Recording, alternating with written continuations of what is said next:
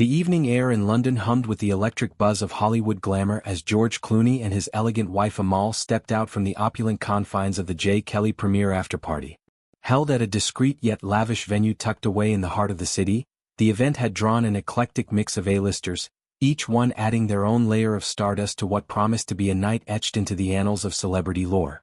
George, ever the charismatic figurehead of Tinseltown, had traded his formal premiere attire for something a touch more relaxed. His tie long discarded, shirt unbuttoned just enough to hint at the effortless cool that has defined his career for decades. He paused at the entrance, ever the gentleman, holding the heavy door open for a stream of departing guests, his signature grin flashing under the soft glow of the streetlights. It was a small gesture, but one that spoke volumes about the man, gracious, grounded, and utterly at ease in the whirlwind of fame. Amal Clooney, the human rights powerhouse whose intellect matches her impeccable style, turned heads as she navigated the pavement toward a waiting black cab.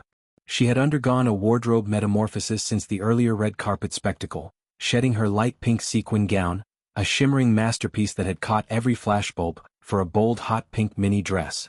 The garment hugged her figure with precision, its vibrant hue a defiant pop against the muted London night. Paired with strappy heels that elongated her already statuesque frame, Amal embodied the perfect fusion of sophistication and playfulness. Her dark hair cascaded in loose waves, framing a face that radiated poise and quiet confidence. As she slid into the cab, she cast a lingering glance back at the venue, perhaps savoring the night's indulgences or already plotting her next courtroom conquest. The Clooneys, as always, were the epitome of a power couple, united not just in love but in their shared ability to command any room or in this case, any afterparty.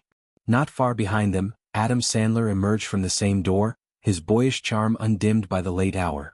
The comedy kingpin, who shares the screen with George in the upcoming Netflix flick, paused to interact with a cluster of eager fans huddled beyond the velvet ropes.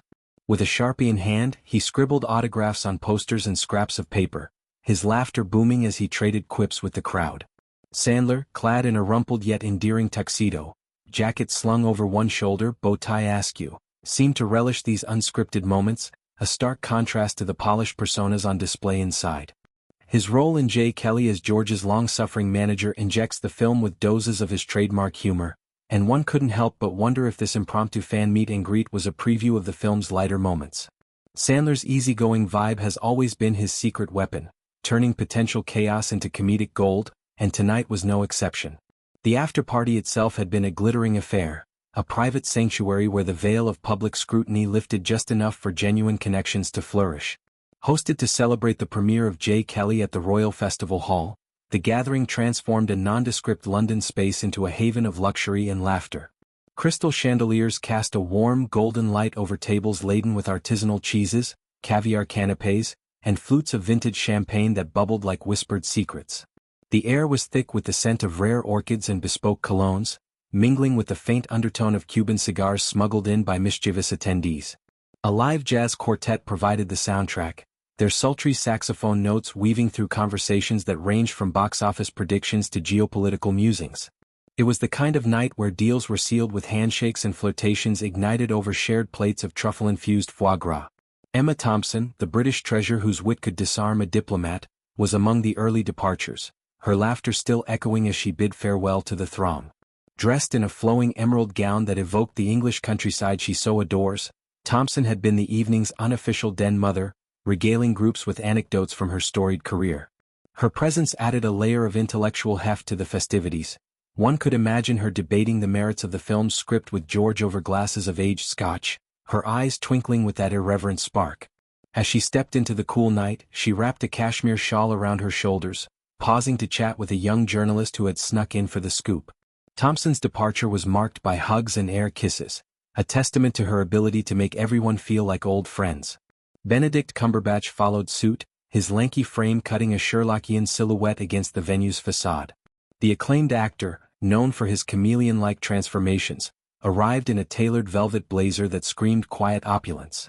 Inside, he had been deep in discussion with director Noah Baumbach, the creative force behind J. Kelly, their heads bent together over a tablet displaying early cuts of the film. Cumberbatch's involvement in the project was shrouded in mystery. Rumors swirled of a cameo that would steal scenes, but his enthusiasm was palpable. As he exited, he adjusted his cufflinks, a subtle nod to the meticulousness that defines his craft. Fans spotted him from afar, their whispers turning to excited murmurs, but Cumberbatch waved them off with a gracious smile, slipping into a chauffeured car without fanfare. His night, it seemed, was far from over.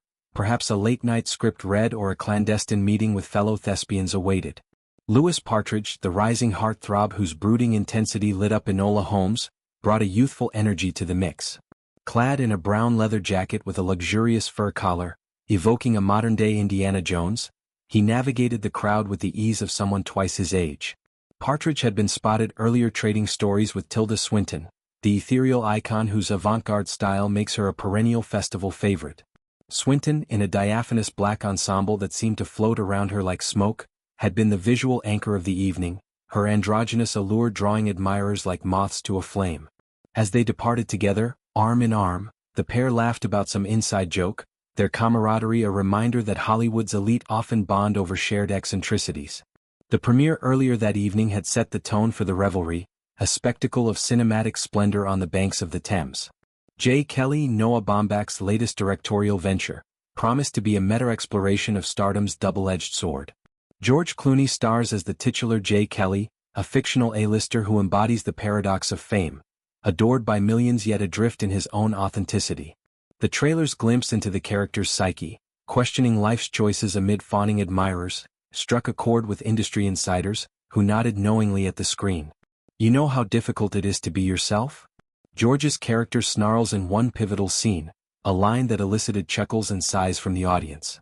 Adam Sandler, as the steadfast manager, provides the comedic foil, his deadpan delivery turning existential dread into belly laughs.